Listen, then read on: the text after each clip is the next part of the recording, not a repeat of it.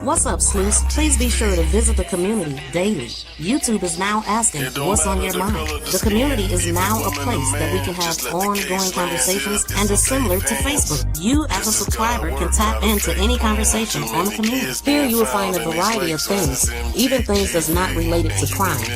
I'm looking forward to getting to know all of you. This is the place that you wanna be, but all trolls we delete, you better believe. Just so you know we on go, for those that's taking these souls, we know, but it's getting so out of control. Please smack that thumbs up as you come in. How's everybody doing on this Thursday? We know, we back, but it's getting so out of control. Thank you for tuning in to MTTV. Shout out to my BFF. We back. True Crime TV. Y'all know what it is, man. Team Vaughn, Miss V. And make sure you hit that like button. Make sure you subscribe. And make sure you leave a comment, too. Yeah. We're going to see you on the flip side, man. Yes, we going to get off into what's going on. So the president was just live not too long ago. I want to talk about that, the big, beautiful, big, horrible tariffs we got going on, and we going to jump right into it. We got to catch up with what's going on in the White House. It's been a minute since we tuned in over here. So I hope y'all having a great day. Yeah, we going to start from the top. Let me know what y'all been saying that's been touching for y'all or concerning y'all.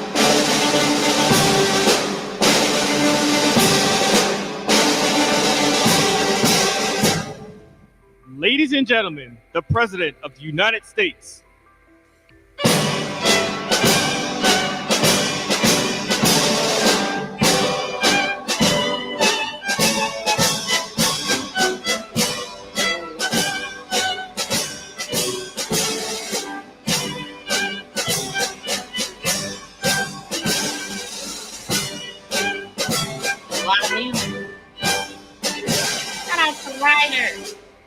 Welcome in, fam. Thank you.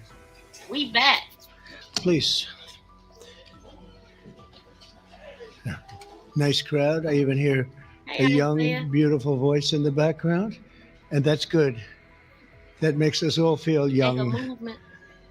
I want to thank everybody for being here on the 200th day in office. This is 200 days already. Time flies.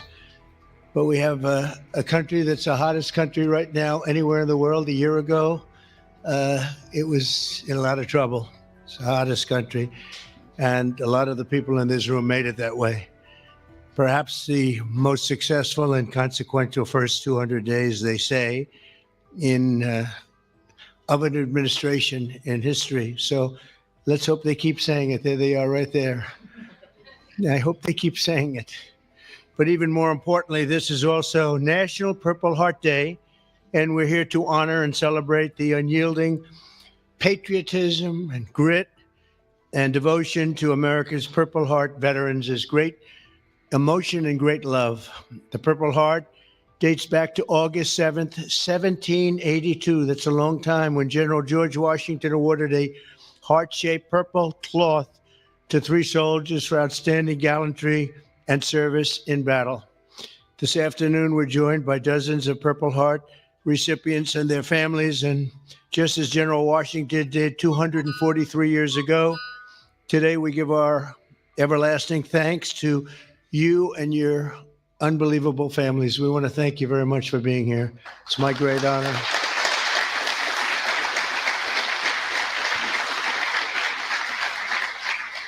We're also joined by American patriots who love our military and our veterans, including Secretary of Defense Pete Hegseth. You're doing a great job, Pete. Thank you. We're working hard together. Secretary of Veterans Affairs with 92% approval rating, I hear. That's a record. Doug Collins. Thank you very much, Doug. the Director of National Intelligence, Tulsi Gabbard. She's got a lot of interesting things happening in the last Yeah, please smack the thumbs up. last 2 months. A lot of interest. Keep it coming, Tulsi. Keep it coming. Chairman of the Joint Chiefs of Staff, General Dan Kane, my friend, who I knew a long time ago. He got rid of ISIS in record time. They said it was going to take 4 to 5 years. He did it in 4 weeks. That's when I said, if I get into this again, I'm going to make him the chairman of the Joint Chiefs. And that's what happened. Great job. And he did an incredible job in Iran. I want to thank you very much. Great job, General.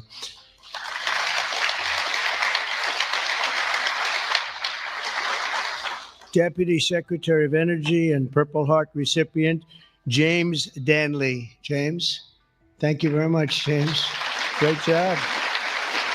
And we have a Medal of Honor recipient, Captain Paris Davis. Thank you. Where are you? Where might he be? Oh, look at you. You're better looking than I am, I'll tell you that. Thank you very much. Thank you very much.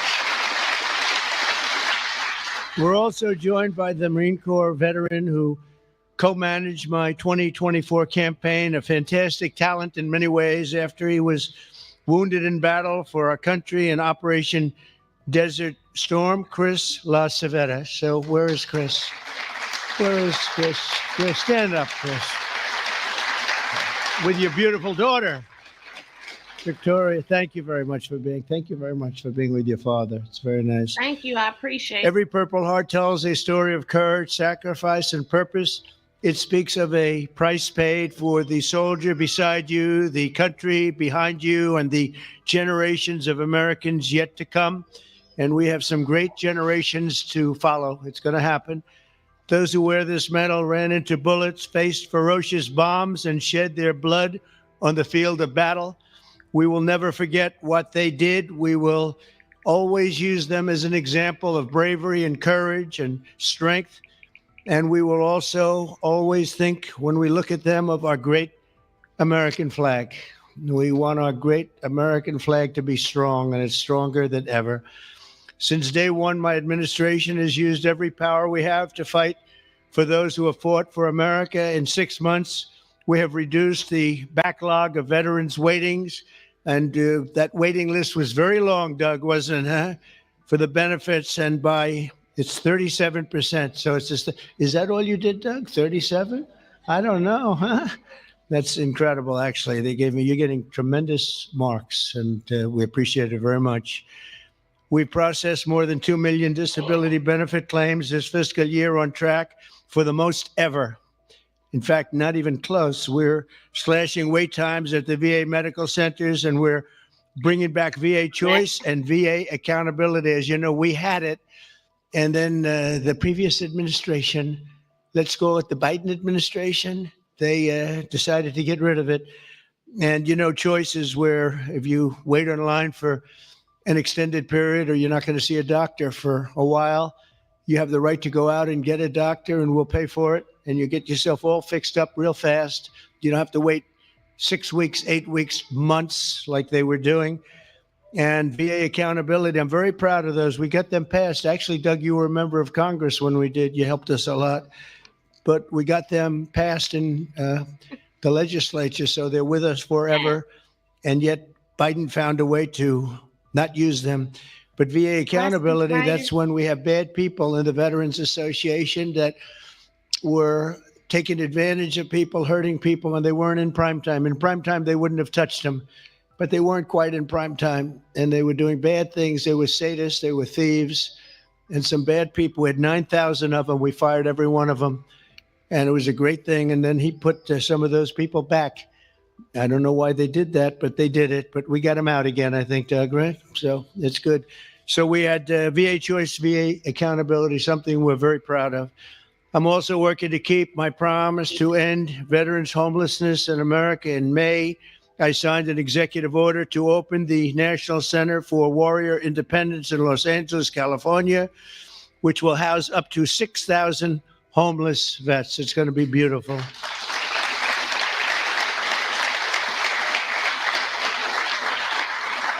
And just last week, I signed the VA Home Loan Program Reform Act, a big deal to help ensure no veteran is kicked out of their home for a late payment. If you're a little bit late, don't worry about it. And frankly, if you're a lot late, you don't have to worry about it either. You just get it in when you can. Get it in when you can. And America's veterans have done their duty for us. And under the Trump administration, we are doing our duty for you. Okay? That's the way it's supposed to be. One of our brave soldiers with us today is Army Veteran Specialist Kevin Jensen. In 2008, Specialist Jensen was a gunner in a Humvee racing to support a platoon ambushed by the Taliban in Afghanistan. His vehicle was hit by a roadside bomb, flew 10 feet. He flew 10 feet up into the air and exploded in flames. The whole place was in flames, including, unfortunately, Kevin.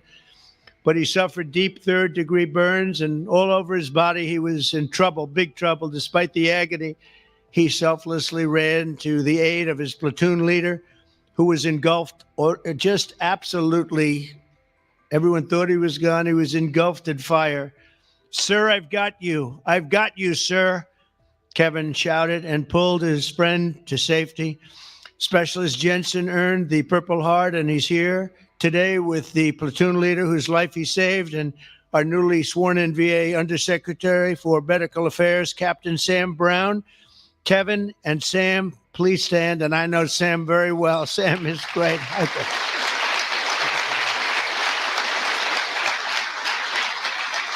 What a combination. He's okay, right? I think one of the most shocking things that I heard, him and Charlamagne is going back and forth. I heard about that. I mean, it really shocked me that he even addressed Charlamagne and what he had to say. The president is tweeting about you. That is wild to me. Did y'all see that? And welcome in, everybody.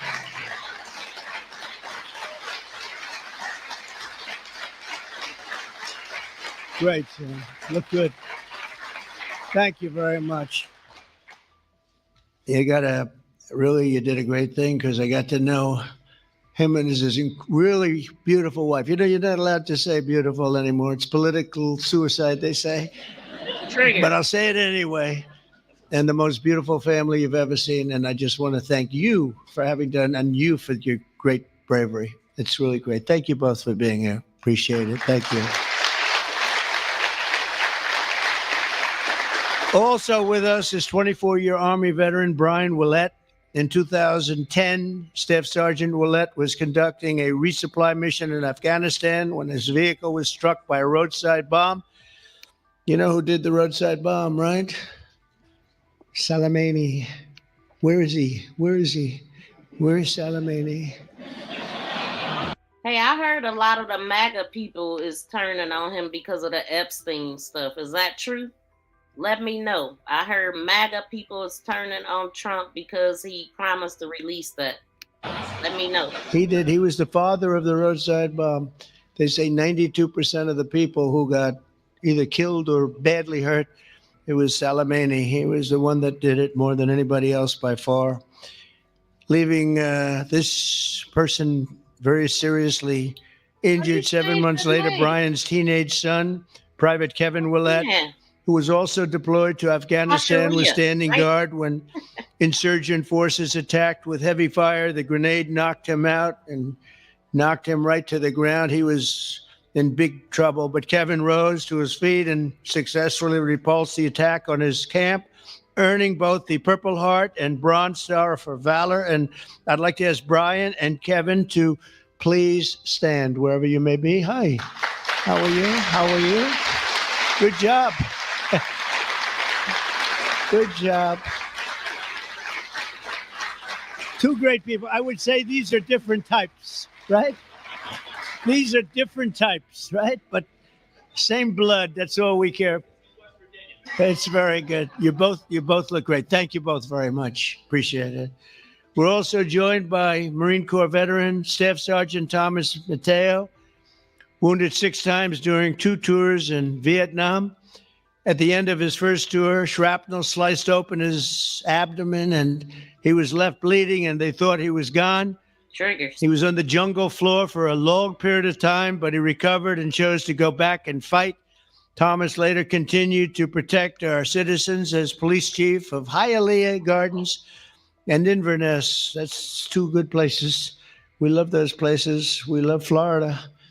Every time I ran there, I won, so I got to love it, right? Set records. We have the all-time record, Thomas, and he was one of the very rare 6-time recipients of the Purple Heart. Boy, you got hit. Where's Thomas?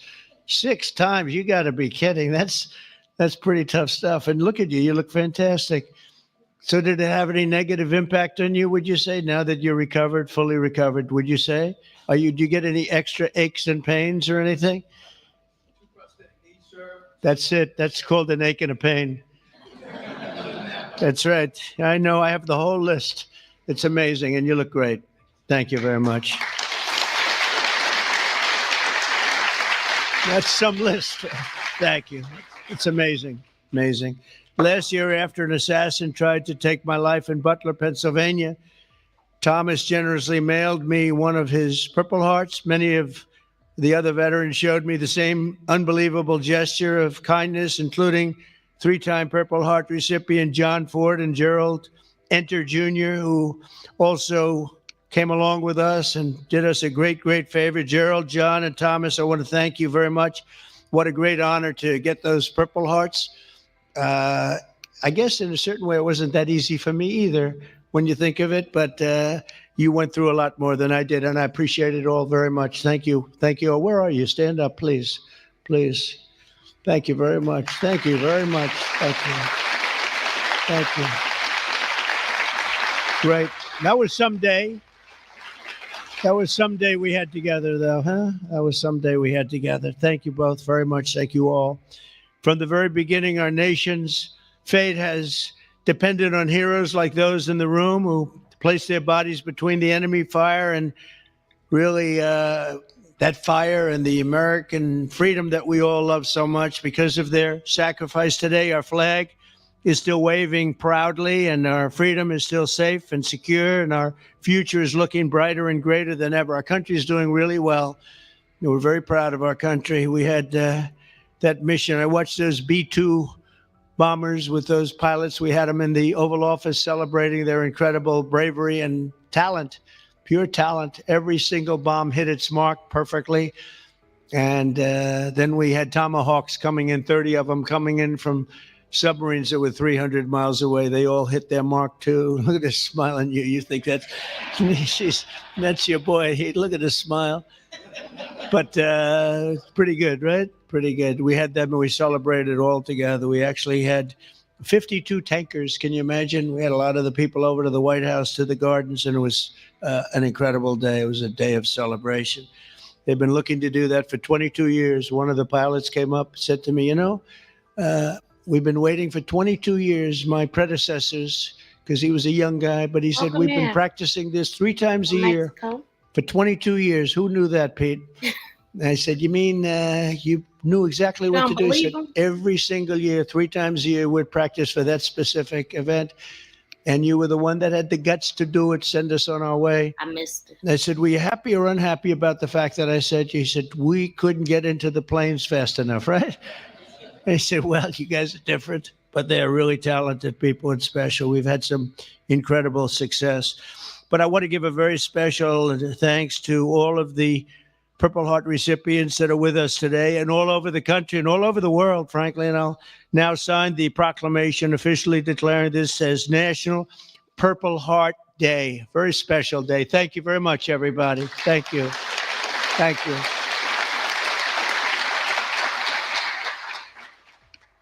Okay, so since I brought it up, I want to hear about him and Charlamagne. I didn't hear the comment that he made that was insensitive, but yeah, I want to hear the beef between him and Charlamagne right quick, because I just find this crazy.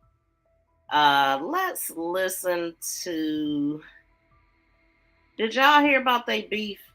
He said he had a low IQ and all of this stuff. The way that Charlamagne kind of played it safe when he first started, but I mean, he gave him a piece of his mind, I guess. And I see that he's went on a couple interviews, so I ain't gonna pull up the Breakfast Club though, because they be getting people. Let's see what they talking about. So as it turns out, when you build your entire show around sneering at half the country, audiences eventually tune out. Just ask the Late Show host Stephen Colbert. And then there's The View, where diversity somehow has the same. Hold on. The governors, when it comes to the Democrats, Representative of America, and we should all want that person to. If you think that a person is spreading misinformation, Do in America, a lack of viewpoint diversity. It's no secret there are hardly any people who supported Donald Trump at ABC News or other corporate legacy mainstream news networks. How important do you think it is to have different viewpoints and allow people? I mean, you're here on my show, I appreciate that, and vice versa, you had me on yours. This is important. I think it's very important because I think a lot of times people talk about folks they never talk to. Yeah. And if you think that a person is spreading misinformation, if you think that a person is lying, then, bring them on your platform and have that conversation. Like, present the facts, present the truth, and then let the people decide. I think that's ridiculous to never, ever have anybody on your show that you don't agree with or have an opposing view of you or from a different political party. Because at the end of the day, man, regardless of who's in the White House, that person represents all of America. And I reserve the right to. Donald J. Trump is calling Of President Trump's second term so far. I wouldn't give it a good rating. Why not? Simply because, the least of us are still being impacted the worst. Like when you look at something he didn't win. This ain't even the part I wanted to hear. I need to go to the show I seen it on. Wait, hold on. Let me play this other video first. I'm gonna go back to that, y'all. That is not the part I wanted to hear.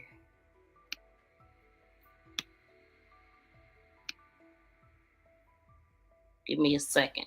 Let's see what Caroline Levitt talking about. Good afternoon, everyone. We have a lot of news today, and I have quite a few announcements for you. So let's get to it.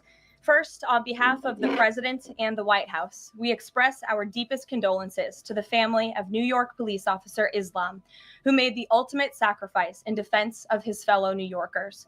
As the funeral services are held in New York City today, everyone at the White House is keeping the officer's family, friends, and fellow NYPD law enforcement officers in our thoughts and prayers. The President has always and will always proudly stand with our men and women in blue. May God bless Officer Islam and the other individuals who were tragically killed in this senseless act of violence. In other news, President Trump's working visit to Scotland was a huge success. In less than 48 hours, President Trump brokered the biggest, most impactful trade deal in history and prevented a war in Asia for the second time since he took office. We have never had a president who wields the full power of the United States to negotiate good deals for our country and its people like President Trump. This is what maximum leverage looks like. On the peace front, President Trump helped deliver an immediate and unconditional ceasefire between Thailand and Cambodia. The two countries were engaged in a deadly conflict that had displaced more than 300,000 people until President Trump stepped in to put an end to it. The president spoke directly on the phone with the acting Prime Minister of Thailand and the Prime Minister of Cambodia to inform both leaders that unless they brought their conflict to an end, there would be no trade discussions or agreements with the United States. Almost immediately afterward, a peace was brokered that will save thousands of lives and allowed for trade negotiations with these countries to resume, and they have. The president has now ended conflicts between Thailand and Cambodia, Israel and Iran, Rwanda and the Democratic Republic of the Congo, India and Pakistan, Serbia and Kosovo, and Egypt and Ethiopia. This means President Trump has brokered, on average, about one peace deal or ceasefire per month during his 6 months in office. It's well past time that President Trump was awarded the Nobel Peace Prize. I know the topic of Israel is on everyone's mind. I have an update from Special Envoy Steve Witkoff, who I got off the phone with this morning.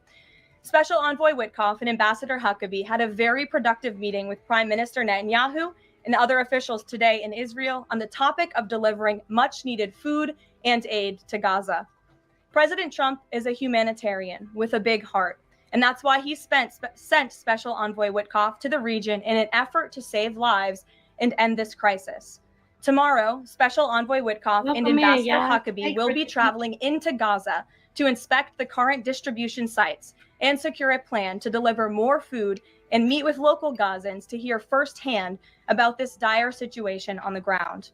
The special envoy and the ambassador will brief the president immediately after their visit to approve a final plan for food and aid distribution into the region. And we will provide more details for all of you once that plan is approved and agreed on by the President of the United States.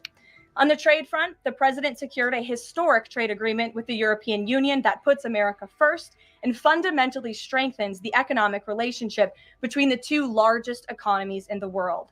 This deal delivers on two of President Trump's core promises on trade, supercharging America's manufacturing capacity and opening up foreign market access to American businesses. The deal guarantees that American businesses will have unprecedented levels of access to the European Union markets to export our American-made goods. Also, as part of this agreement, the EU will purchase $750 billion in U.S. energy to strengthen our energy dominance, reduce European reliance on adversarial sources, and narrow our trade deficit with the EU. The EU will also make new investments of $60 billion in the United States, in addition to the more than $100 billion the EU companies already invest in the US every year. All of these massive purchases and investments will happen by the end of 2028.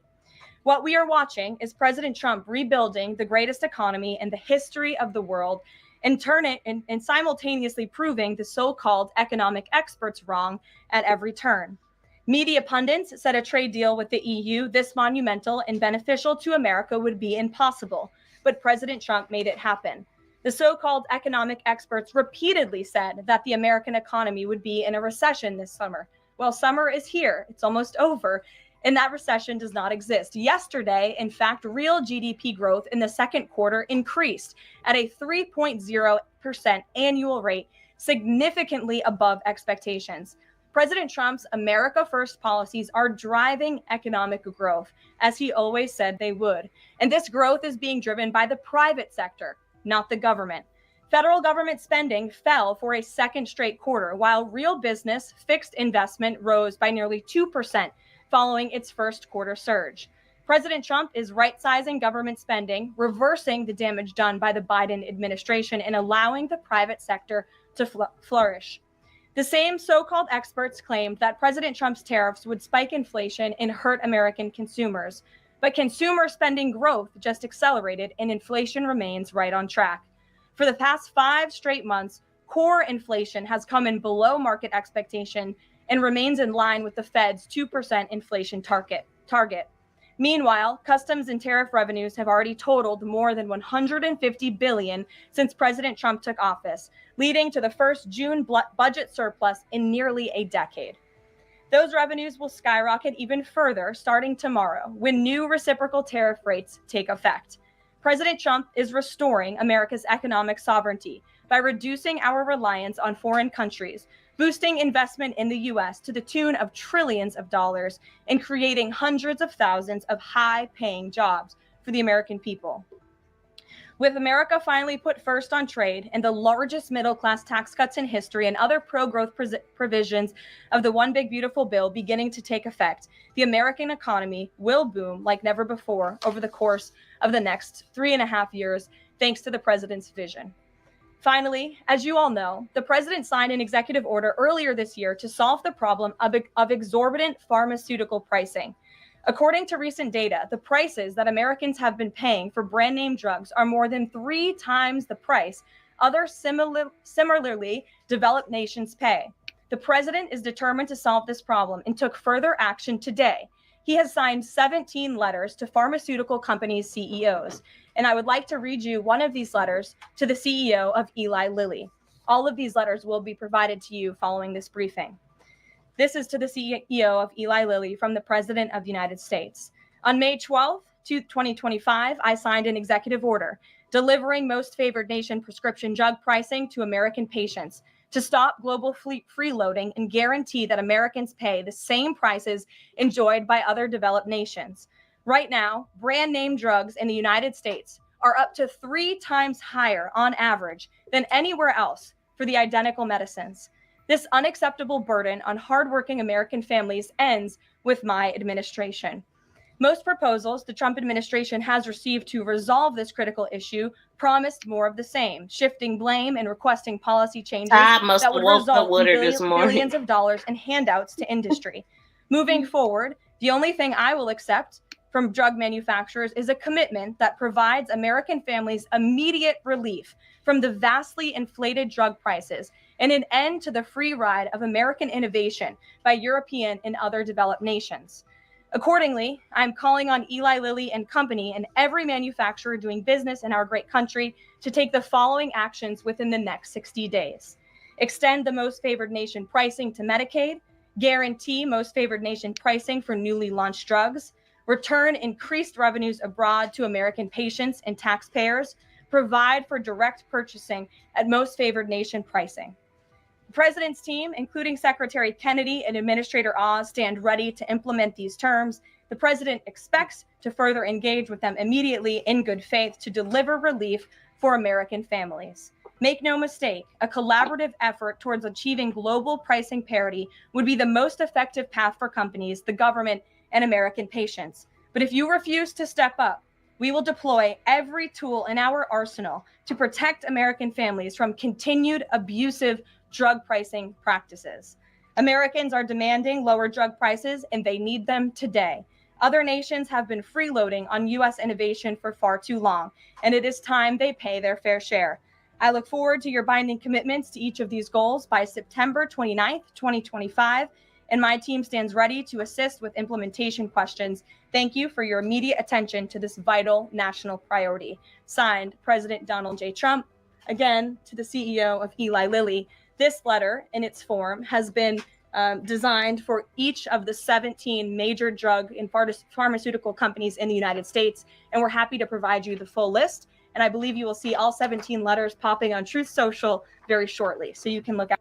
From my understanding, by the end of this year, people are going to have to pay for their own medicine. Retired people, people that is on assistance, people that is getting small checks. What is it? Social Security. They'll have to pay for their own medicine. It's not going to be good. Out for those, and I'm happy to take any further questions. Before we get to questions, I do have one other announcement from the White House and from the President. We are proud to announce that the construction of the new White House ballroom will begin. For 150 years, presidents, administrations, and White House staff have longed for a large event space on the White House complex that can hold substantially more guests than currently allowed. President Trump has expressed his commitment to solving this problem on behalf of future administrations and the American people. The White House is one of the most beautiful and historic buildings in the world. Yet the White House is currently unable to host major functions, honoring world leaders in other countries without having to install a large and unsightly tent approximately 100 yards away from the main building's entrance. The White House State Ballroom will be a much needed and exquisite addition of approximately 90,000 total square feet of innately designed and carefully crafted space with a seated capacity of 650 people, which is a significant increase from the 200-person seated capacity in the East Room of the White House.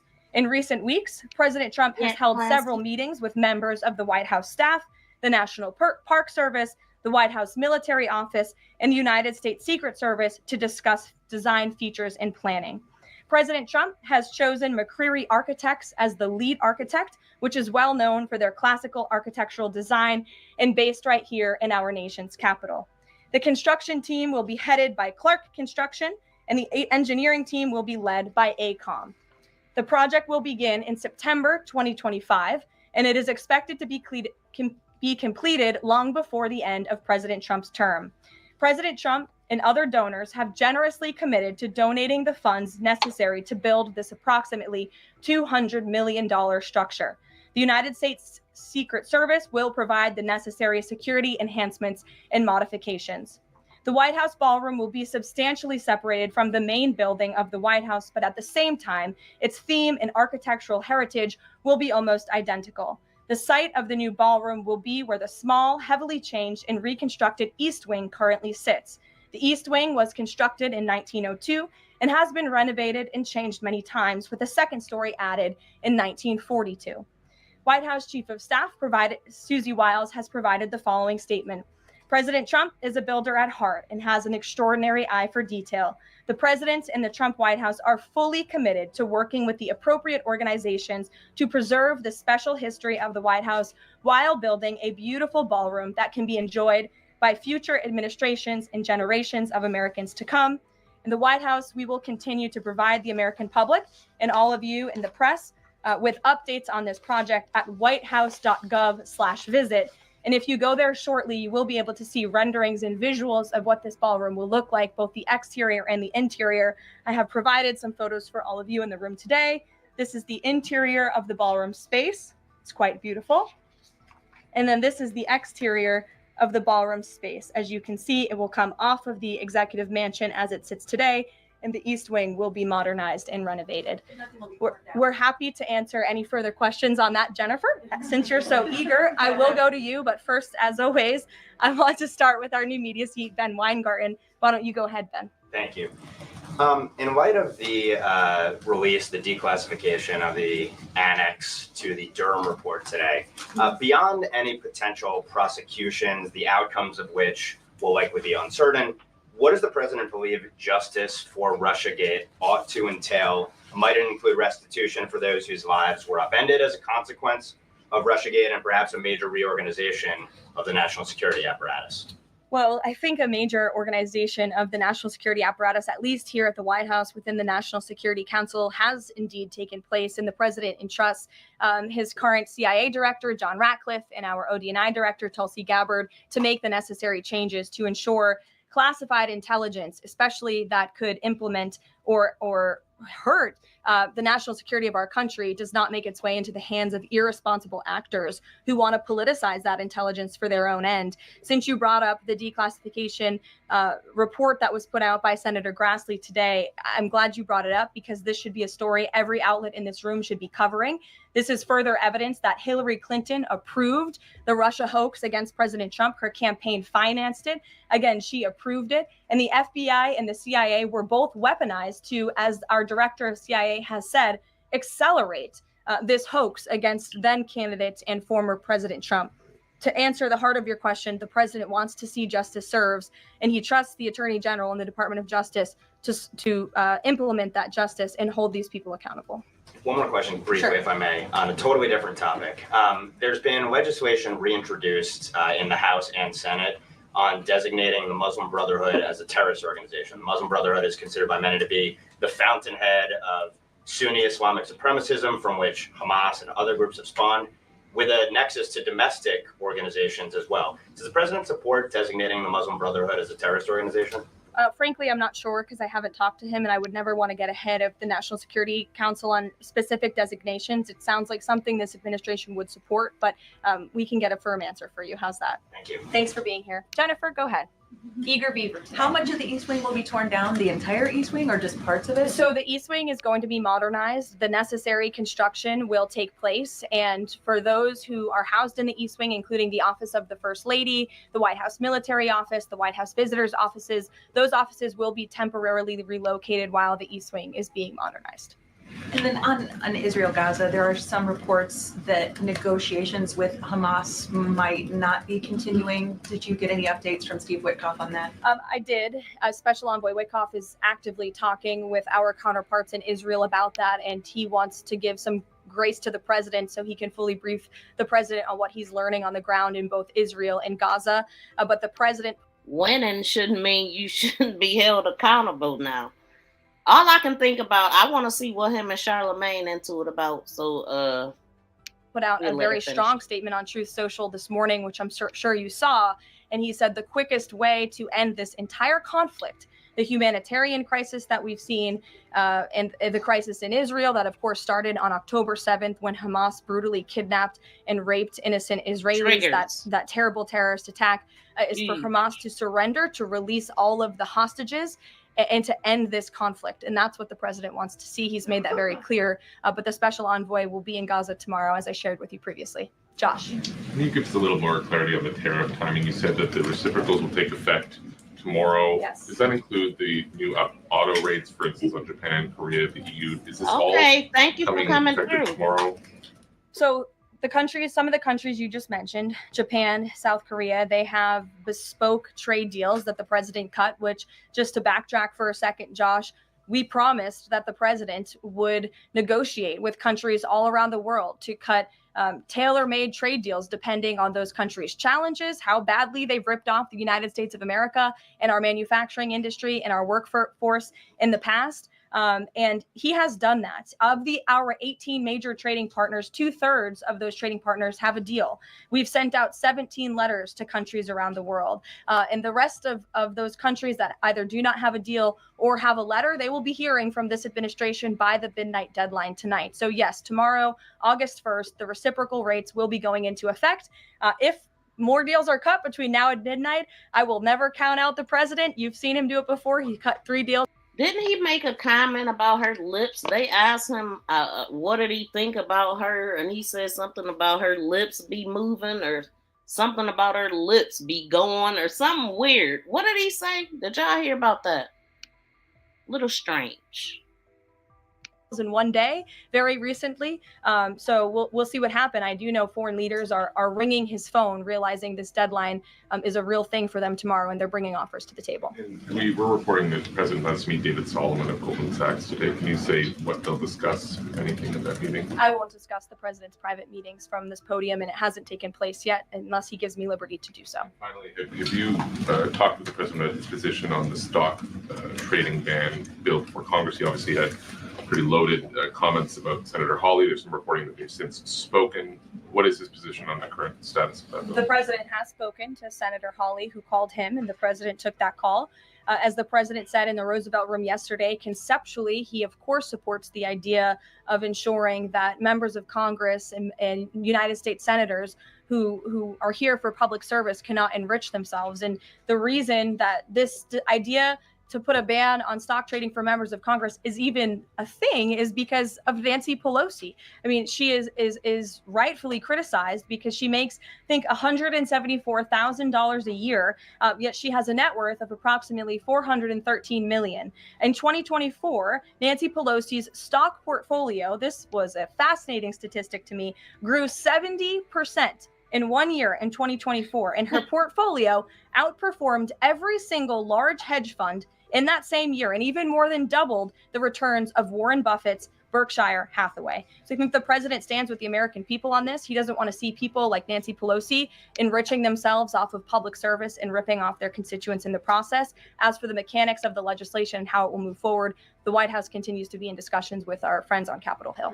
Emily, in a new seat today. Thanks, Caroline. I wanted to ask about this report that the president wants to host a G20 meeting at Trump Durrell. How is he going to do that, considering all the preparations that have been going on in South Africa? And also, would that be seen as his businesses possibly profiting from hosting this kind of meeting? I would reject that premise entirely. We have announcements and details forthcoming on the G20, but my understanding is no firm announcement is ready to be made at this time. I did see the report, but we're not in a place to confirm it just yet. Michelle, just on the tariffs, what are the logistics for imposing those? Does the president have to sign an executive order tonight? What's the timing of that? Yes, and he will be signing an executive order at some point this afternoon or later this evening. And as always, we'll keep you posted when that happens, and it will be released from our office. And there's some of these countries that have they all had contact with U.S. officials, or are there some countries that are going to get letters that have had no opportunity to negotiate with the United States? Well, there's a lot of countries that I know have reached out. I believe it's upwards of 200 countries around the world have reached out to the trade and tariff team. Of course, as I said previously, and the president said, we're going to prioritize our key trading partners, which we have done. Like I said, of the 18, 2/3 of those we have cut these tailor-made deals with. But I do know that the trade team has been working around the clock to try to be in correspondence with as many countries as possible. But if they haven't heard from us yet, they will in the form of a letter or an executive order by midnight tonight. We'll go to the back. Sure, go ahead. In the back left. Thank you. Amanda, yeah. So he said the way those lips move. Yeah, that do sound creepy. Is he imagining them moving somewhere else? Like, what are we talking about, sir? Why would you even mention a lady's lips? Thank you very much. Crazy. I would like to ask about the US, Amanda, you can go. US and South Korea tariff negotiations. At the tariff negotiation between South Korea and the United States concluded yesterday. President Trump stated on his SNS, Truth Social, that he would announce the specific details of the investment in the United States at the South Korea United States Summit in 2 weeks. My question is this tariff negotiation a final agreement, or is further negotiation necessary? Well, yes, as you know, the president met with representatives of the Republic of South Korea here at the White House yesterday, and they did, in fact, reach a deal. And South Korea will pay a 15% tariff rate, including 15% on autos, while providing historic market access to American goods like autos and rice. Korea will purchase $100 billion in American energy by 2028. And the centerpiece of this... He definitely shouldn't be arguing with Charlamagne. Like, I didn't know what this was about, but I think it's about a show that Charlamagne was on. Deal is like something he said. South Korea has agreed to invest $350 billion at the president's direction to revitalize American industry. 90% of those profits will go to the United States government to help pay down our debt and for other matters at the president's choosing. So it was a very successful meeting yesterday. When is set up the further US-South Korea summit day? I'll get you something on that. I don't have it at my fingertips. Okay, Amanda. Thank you, Caroline. There are a number of congressional Republicans who have raised the alarm about the fact that roughly 80% of pharmaceuticals are either manufactured or their precursors are manufactured in either China or India. There are some pieces of legislation, some recommendations, which include either onshoring, nearshoring, or friendshoring, those components of that. Do you know if the president intends to throw the weight of the executive behind that? I don't have any updates for you at this time. I do have an update on our EU trade deal. I stand corrected. It's not 60 billion in investments. It's $600 billion in investments. I want to make that very clear. And I personally watched the president behind closed doors with the European president in Scotland negotiating this deal. And he got the most juice out of that squeeze that he could. And he was constantly looking out for America's interests. So I just wanted to clarify that one point. He got the most juice out of that squeeze. Deanna. Look, speaking of squeeze, I got on a squeeze shirt today. But anyway. Thanks, Caroline. For the countries that don't have a deal yet, should we be looking at the April 2nd chart at all? Or is he negotiating and talking about having a set tariff rate, 10%, 20%? Those discussions are taking place with the trade team today. And again, we'll provide further guidance with that executive order once it is signed. And the answer to that question will be in that executive order. Is he looking to provide any more extensions today after his phone call with Mexico? Is there any other conversations like that? I do know that other foreign leaders around the world have reached out. And if the president decides to share the conclusions of those calls with all of you, he will do so himself. But I do want to reiterate what the president said about Mexico. Mexico is still paying tariffs. They're paying a 25% tariff on fentanyl, 25% tariff on cars, a 50% tariff on steel, aluminum, and copper. And additionally, Mexico has agreed to immediately terminate its non-tariff trade barriers, of which there are many. And as the president said, we will continue to talk to Mexico over the next 90 days with the goal of signing a larger trade deal. The key to this, again, is Mexico has agreed to terminate those non-tariff barriers and to continue to work with us in good faith. Mexico is a very unique situation of all the other countries around the world because, of course, we share our southern border with Mexico, which we've seen an increase in cooperation between Mexico's President Claudia Sheinbaum and our administration on clamping down on drug trafficking and human trafficking at the southern border. We appreciate those efforts and will continue to work in good faith and to continue to have these trade discussions as well. Joey. Yeah, thanks, Caroline. Just clarifying on a previous question, President Trump has indicated he's been looking at either 15% or 20% baseline universal tariff? Has he landed on one of those yet? I won't get ahead of the president on that baseline announcement. And then secondly, what did Treasury Secretary Bessent mean yesterday when he called the new Trump accounts for newborns a, quote, backdoor to privatizing Social Security? Does the administration view this new Trump accounts as a way to, in the long term, perhaps privatize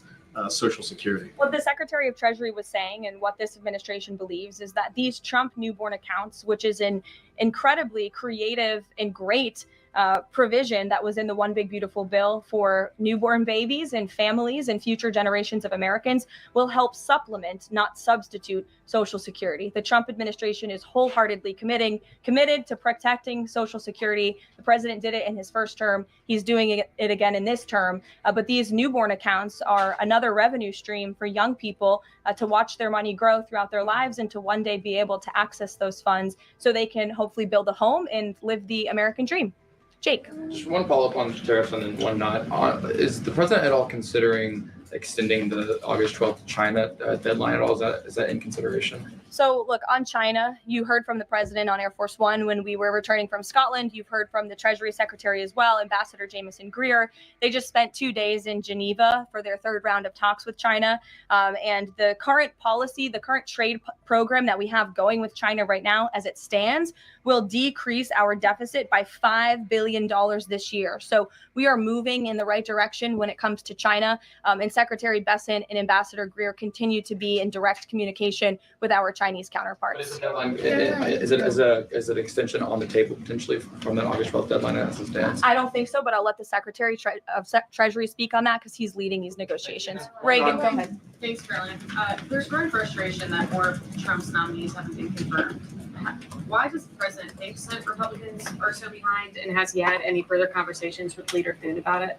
The president has had many conversations with his friends in the United States Senate about advancing his nominees, his judicial nominees through this process. It is critical that we get these good attorneys in these positions so that we can end the weaponization of justice, so we can have true law and order in our country. It's unfortunate the Democrats are playing political games, but the president has made it clear to Senate Republicans they need to do everything in their power to advance the president's nominees as well. Kelly, go ahead. Caroline, thank you. 2 questions real quickly. Sure. Nigeria. I've had it. Hold on. Let's go to something else. Do y'all believe it's really hard for me to listen to it now because, you know, President Trump's tariffs on dozens of the amount of lies being told. Let's go to this because they had a lot to say here. Now we see here higher U.S. tariffs officially in effect on dozens of nations. All I know is if you go in Walmart, you will see all the tariff prices in there. I hate that store. I never liked it before. It is absolutely ridiculous.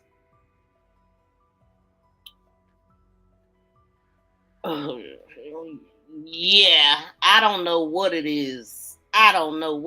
He said it's no longer rent-free. A 50% tariff will be imposed on liberals for Trump to live inside their heads.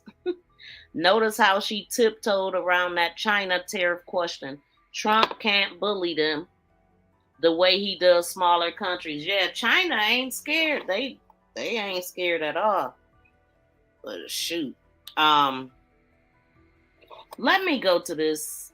Let's let them talk and then I'll go to the Charlamagne thing. Because Jasmine got countries went into effect at midnight. Economists say it's almost certain prices will go up on goods for Americans. Natalie Brown reports for WJZ. President Trump is also planning a meeting with Russia's president as he pushes for a peace deal with Ukraine. Goods imported from more than 60 trading partners and the European Union now face higher tariffs. In a midnight social media post, President Trump touted billions of dollars are flowing into the U.S. And he's promised more tariffs on the way, threatening a 100% levy on imported semiconductors. If you're building in the United States or have committed to build, without question committed to build in the United States, there will be no charge They power everything from your electronics, your electric vehicles, Mm. your MRI machines in healthcare. So if you think about it, if those chips cost more, those products and services could cost more as well. Economic analysts say it could take months or longer to feel the full impact of the new tariffs. President Trump is also threatening additional penalties on countries that buy Russian oil. Wednesday, President Trump increased the tariff on India an additional 25% as punishment for its purchase of Russian energy. We did it with India. We're doing it probably with a couple of others. One of them could be China. The White House had given Russia until Friday to make a ceasefire deal with Ukraine. The Kremlin overnight said plans are in the works for a meeting between President Trump and Russian President Vladimir Putin. There's a good chance that there will be a meeting very soon. The White House has said President Trump is open to a meeting with both Russia and Ukraine's leaders. Natalie Brandt, CBS News, the White House. Okay, this is the show. So as it turns out, when you build your entire show around sneering at half the country, audiences eventually tune. So the what made me think that it was this show first is because I seen Trump's post and it says something about this show, and so I guess it's something he said here. His Donald Trump posted the very wonderful, talented Laura Trump,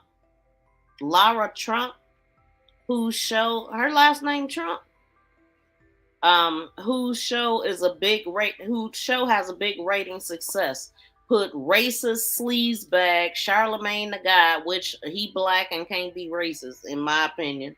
Okay, cannot be racist. Racist sleazebag Charlamagne the guy. Why is he allowed to use the word God when describing himself?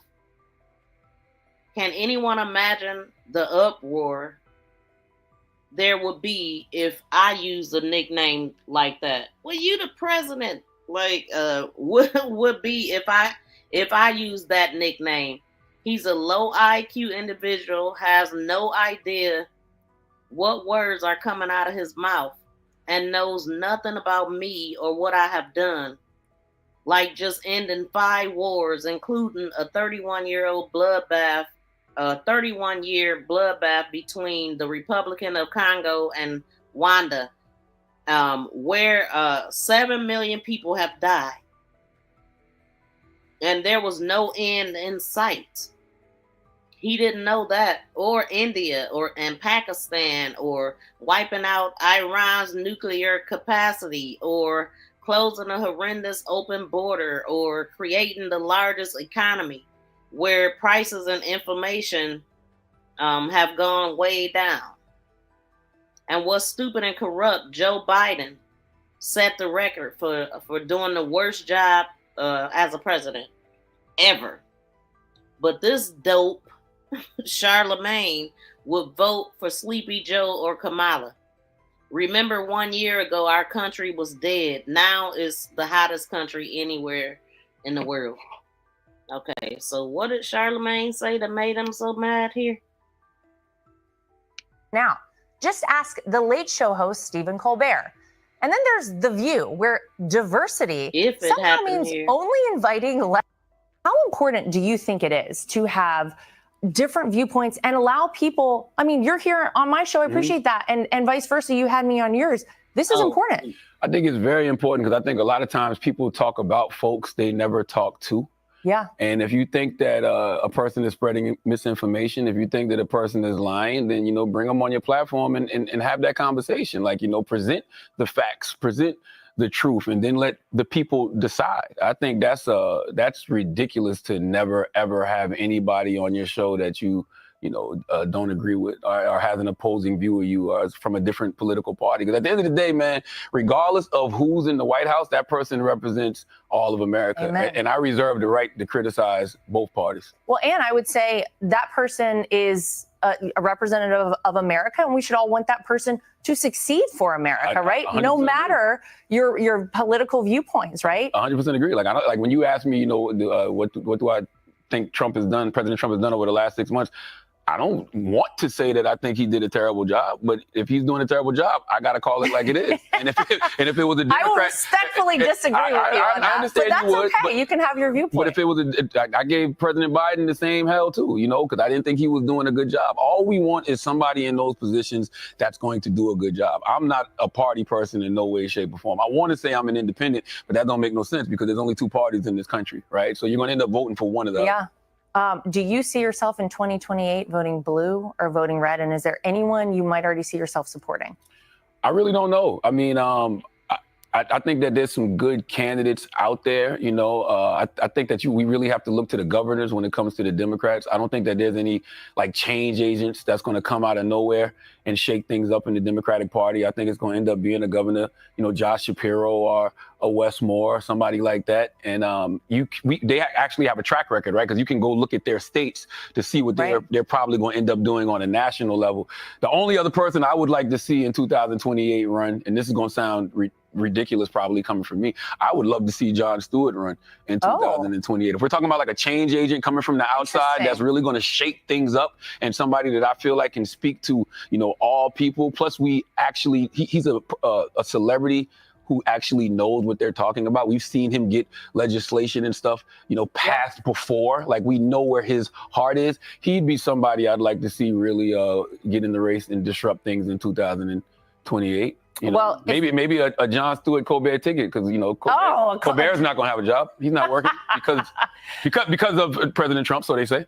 Well, people say different things. They also say he lost $40 million a year for CBS, which is also a bit of a problem whenever you're trying to have a successful show. If you had to pick a Republican who might be able to earn your vote, is there anyone you like that you would look at? I mean, I was in South Carolina. I grew up in South Carolina under, somebody like Nikki Haley, right? So I can see something like that. I do think, and this is, I think that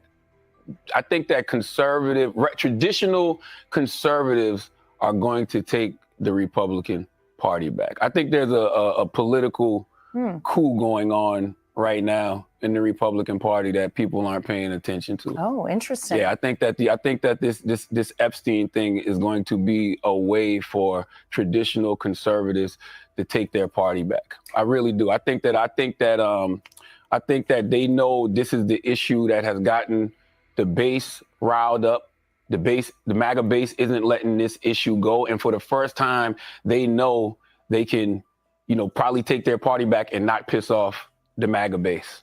I think they're going to do that. Well, I would say, we've never seen a typical election since the day that Donald Trump came down the golden escalator. So I don't know that we'll ever see another typical kind of traditional election with traditional Republicans. I don't know. I feel like things have changed, the game changed, and to say that the old guard is going to kind of come back, that's a big statement. But that's the mistake Republicans are going to make. Republicans are going to make the same mistake that Democrats made, and I'll tell you what I mean by that. Barack Obama was a one of one, once in a lifetime, political juggernaut, and since Barack Obama, every Democrat has tried to be Barack Obama. You're not Barack Obama. You got to be yourself. It's going to be the same thing with Republicans.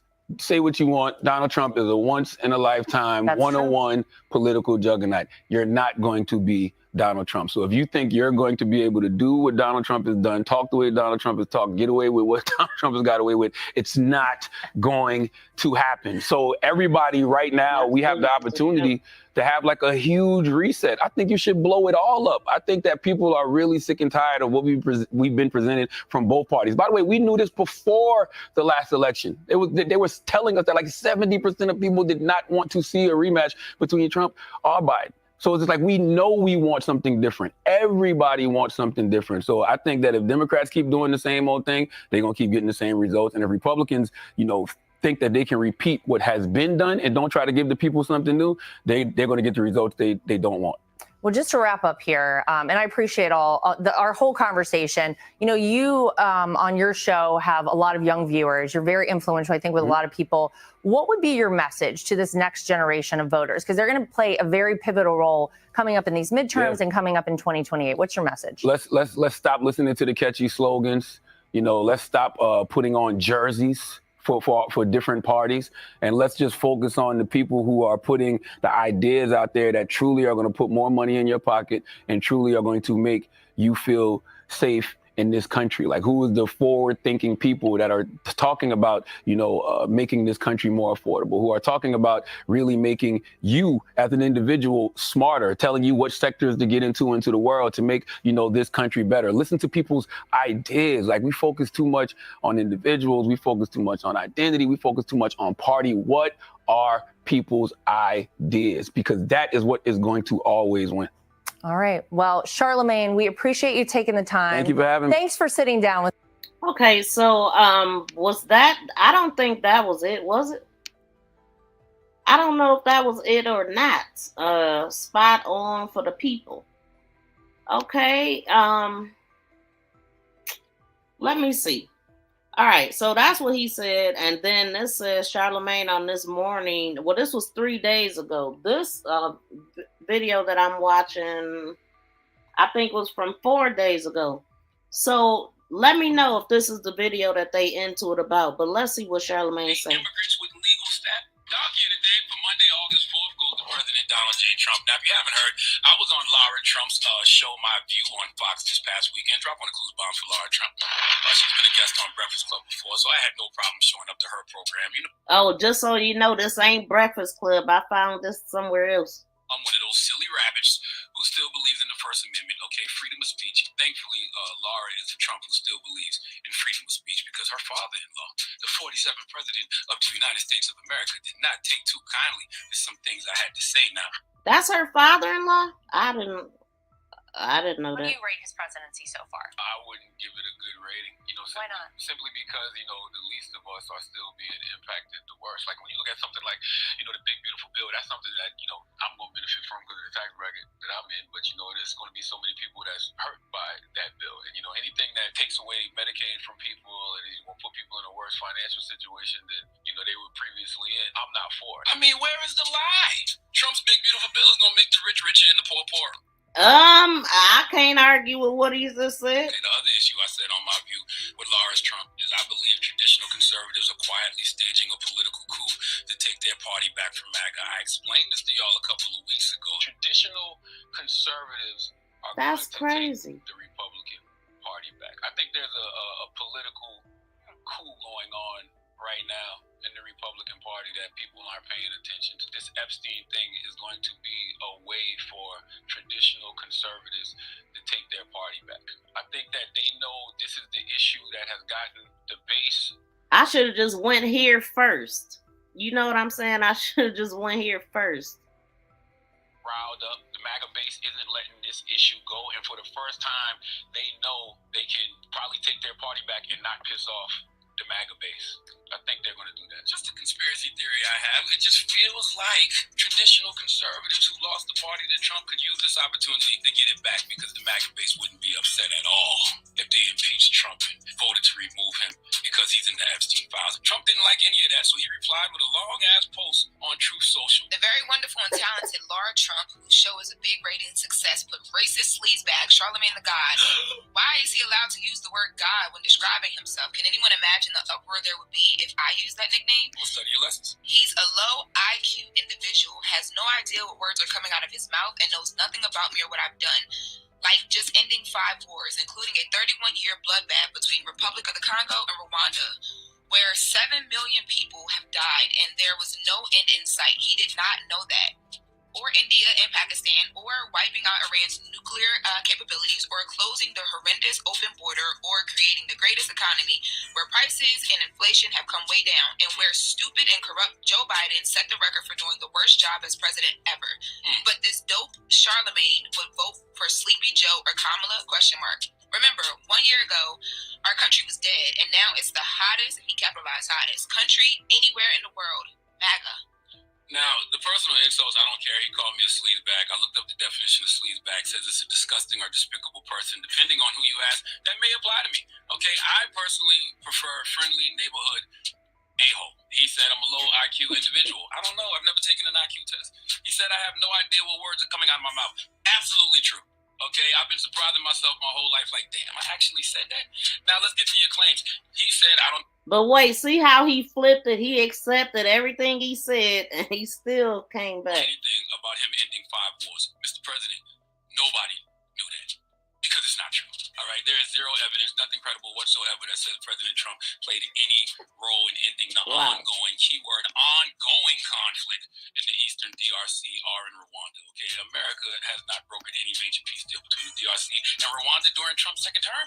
And wiping out Iran's nuclear capabilities, you did pull off a significant strike. Your mama, that didn't Ethan. eliminate Iran's nuclear capabilities. Saying you wiped it out is an overstatement because according to reports, no enrichment facility was destroyed and Iran's nuclear threat is still very active, and some experts argue it's more dangerous now due to a lack of international oversight and the increased beef with Israel and the USA. Now, you also claim the borders were closed. Not closed, but you have tightened immigration policies and increased enforcement. You have definitely made the border harder to cross, but saying it's closed is false and ignores everyone coming over seeking legal asylum. By the way, I want border security. I just want you to keep your promise of deporting illegals and criminals. But since Homeland Security started to work to deport more people, okay, immigrants with legal status or no criminal history are being detained and deported too. That's not right. Okay, your family is always in fear. Whose family you talking about? All right, listen, my fellow Americans. Listen, my fellow Americans. We are in a strange time right now. A time we have never seen because authoritarian strategy is being used against anyone who speaks out against this administration. But that, along with his reaction to what I said to Laura Trump, shows how authoritarians attempt to bully people into pushing false narratives. President Trump, do you realize the best way to get the headlines you want Got to be. do a good job is to simply do right by all Americans? He called me a racist. I didn't mention race not one time on Laura Trump. I didn't bring up the fact that President Trump issued an executive order directing oversight of institutions like the Smithsonian to remove suppressed narratives about systemic racism in Black history. They want to reframe cultural memory to eliminate discussions of historical racial injustice. That, along with determination of diversity and civil rights programs, are considered very racist by a lot of civil rights advocates. Do Charlamagne breathe at all? I didn't even bring that up. Okay, I was just talking to your base, letting your base know that you haven't kept the promises you made in regards to the economy. In fact, you've made things worse. It's actually hilarious to see you upset about the high unemployment rates when you let Elon Musk take a chainsaw to the federal government and fire a bunch of government workers earlier this year. He ain't lying about nothing. He really is not. Oh my God. That's painful. A porcupine. Oh my God. He went all the way in, y'all. But he is being honest. He's telling the truth, right? I mean, the thing is, I think it's so crazy that a president would even respond to Charlamagne. I wouldn't want to be on a president's radar personally, but I mean, we was just recently talking about celebrities and how they respond, like Cardi B. We was like, why is she responding to Tasha K? Why is she responding to YouTubers, right? Now we got the president responding to a radio host. That's crazy. I mean, it's his opinion. Ain't it free? You did that, President Trump. And now you're doing exactly what the Biden administration did, trying to convince America the economy is all good when it's not. Maybe for people in a certain tax bracket, but for majority of your constituents who aren't in the 1%, it's not all good. So you can hire a new labor statistics chief to lie about the numbers. It won't stop the reality of people being unemployed. Okay, you can tell falsehoods about inflation being down. It won't stop the reality of the price of consumer goods being high because of tariffs you implemented. So listen, President Trump, don't worry about Leonard, okay? Don't worry about Charlamagne the God. I know something I said hit a nerve and rattled you a little bit. All I know is the price, all the high prices is in Walmart. Would y'all agree? That's the highest place in my city. And I do not like that store at all. And they meat prices is through the roof. I'm talking about when I go to Walmart, I see Tariffs. And that's the only place that I've been that I can look at those prices of the meat. Hamburger, $20. Bacon, $20. Like, I mean, it's just ridiculous. But I don't want you rattled. I want you to end wars. Okay, I want you to keep the border secure. I want you to have the economy booming. Okay, I want all these things to be true. I am an American. I don't care who's in the White House. I want America to succeed. Okay, believe it or not, I'm rooting for you. But I need you focused. And right now, you're not focused. Okay, we need you focused on two things: the economy and Epstein.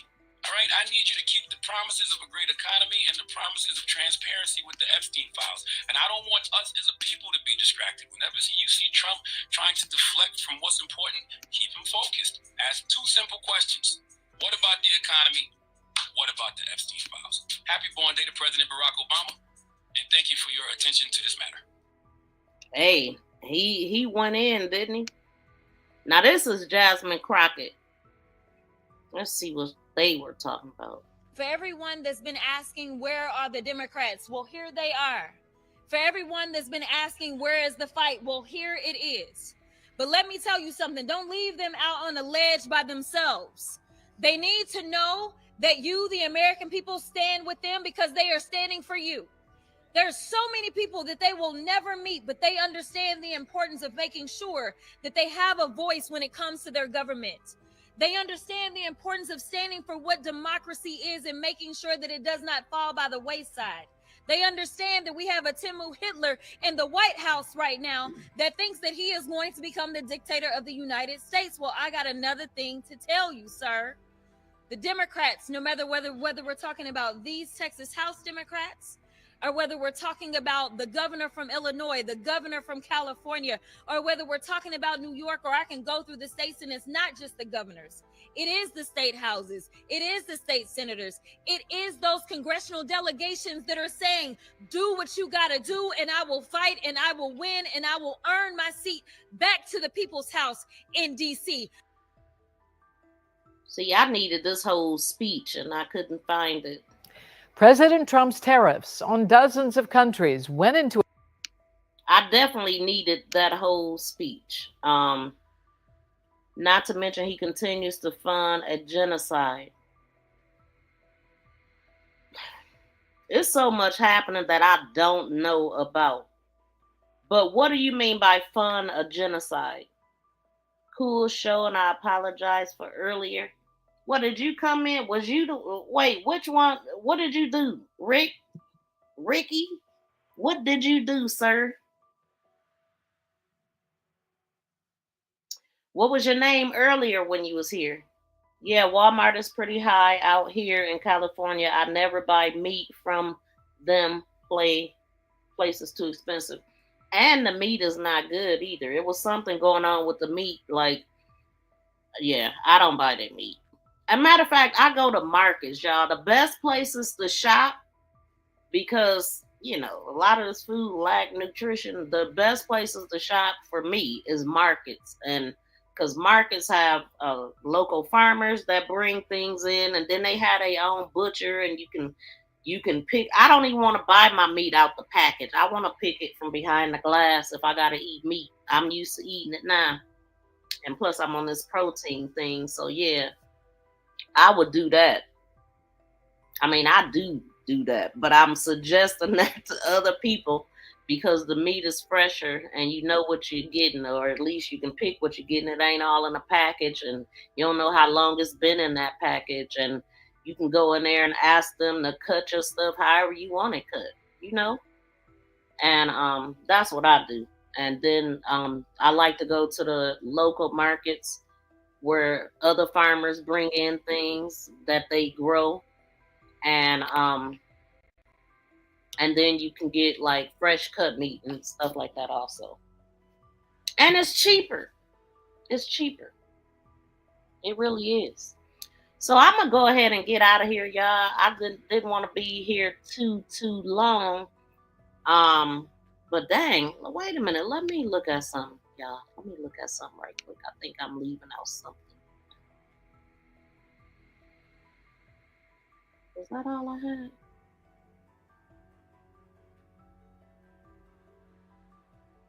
Oh.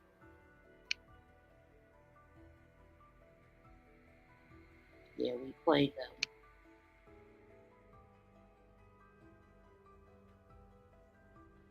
Oh, this one. This is the one. I did forget something. This was the one that we were supposed to play. Hold on, y'all. About the tariffs.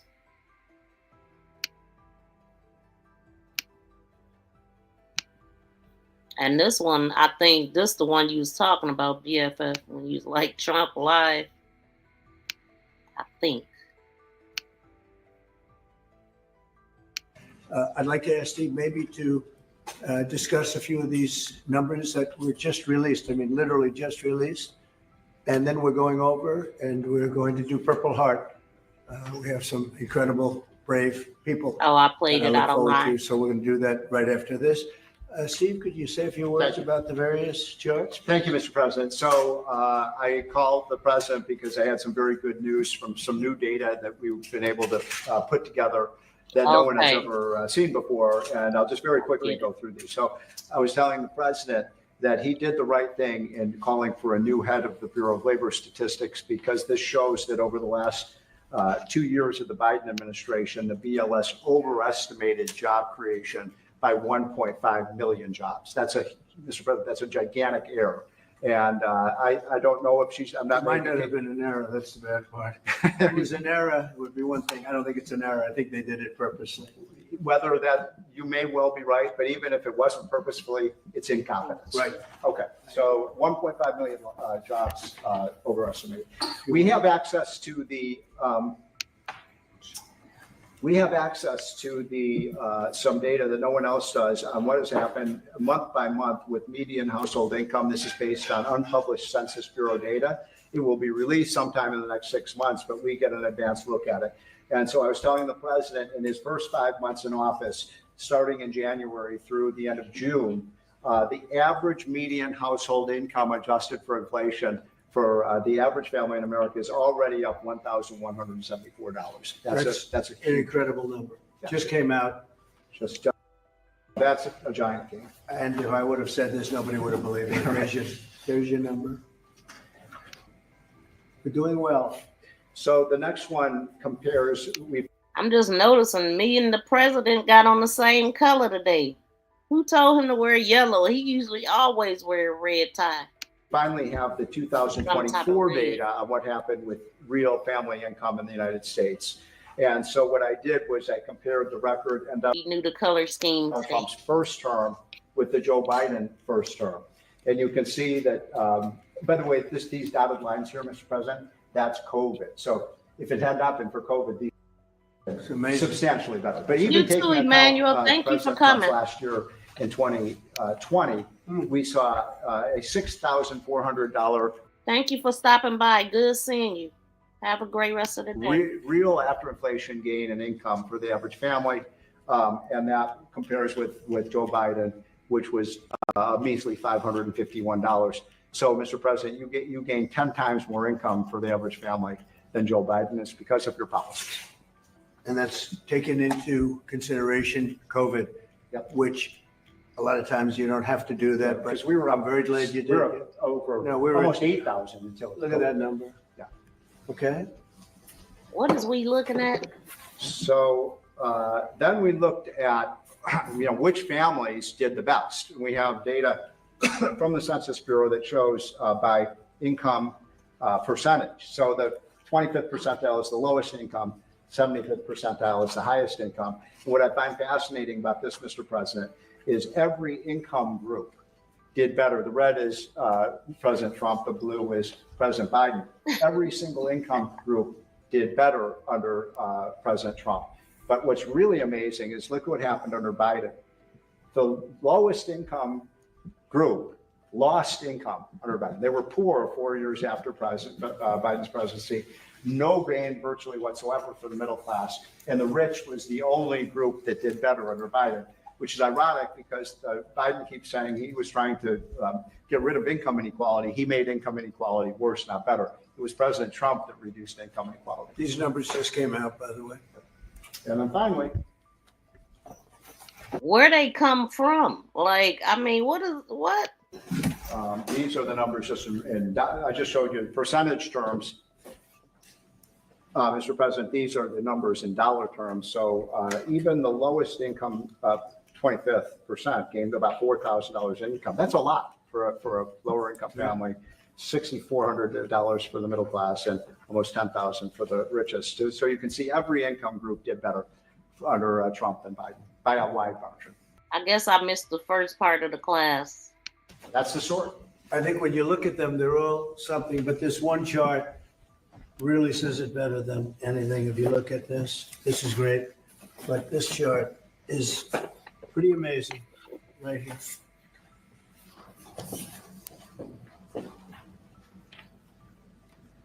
Yeah. All new numbers.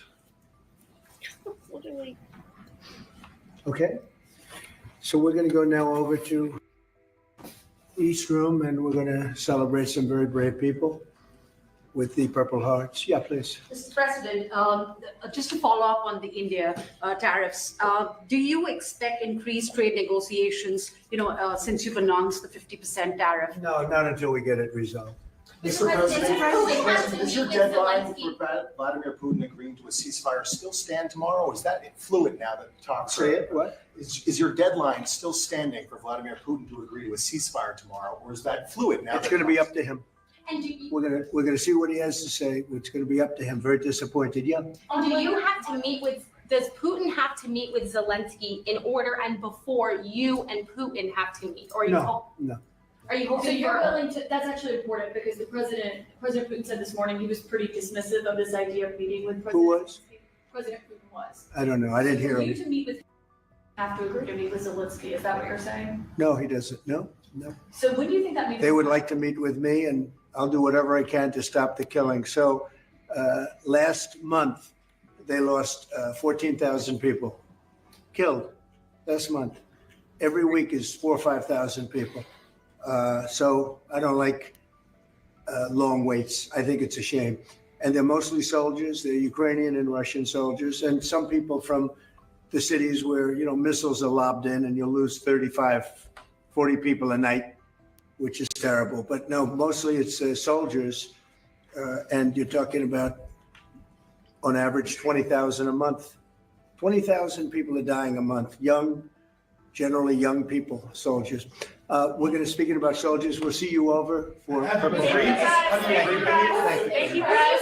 Thank you, press. Thank you, press. Thank you, press. Dang, she rude. She is rude. She's still, oh my gosh, she is so rude. I took it down. Y'all can't hear it, but she's still saying like, thank you, press. Thank you, press. Keep it moving. Like, dang, just rude as heck. All righty. So that was that. Hold on. How am I just hanging out here like this without nothing?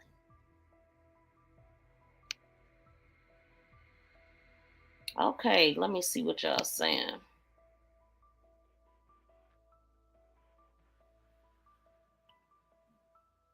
You guys are not saying anything. Thank y'all so much for tuning in. Y'all, please smack that thumbs up if you haven't got a chance to yet.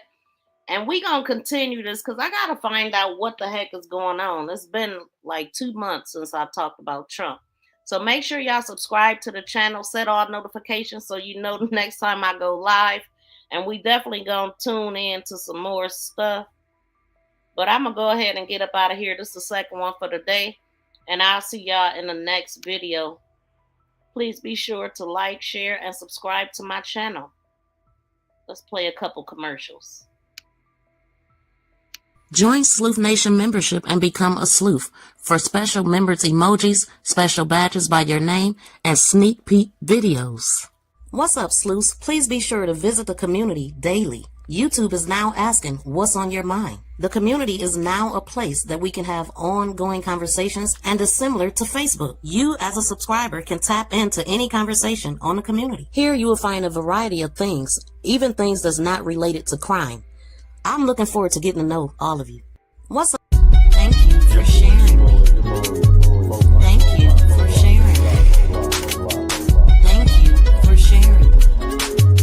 For sharing me. For sharing me. For sharing me. Thank you. All right, y'all. That's it for me. Please be sure to like, share, and subscribe to my channel. Make this go viral. Ooh.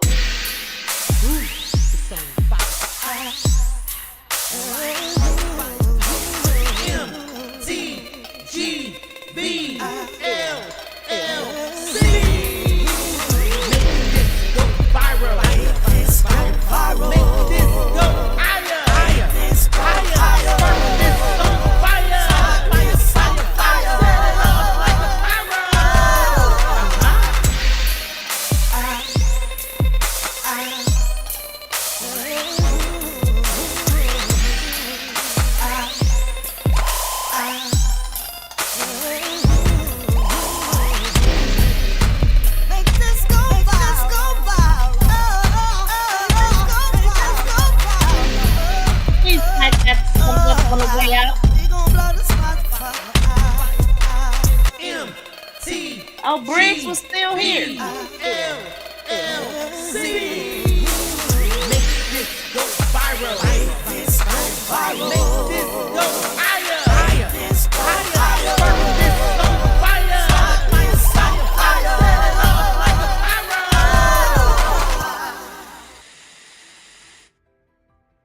Peace and love, y'all. We out.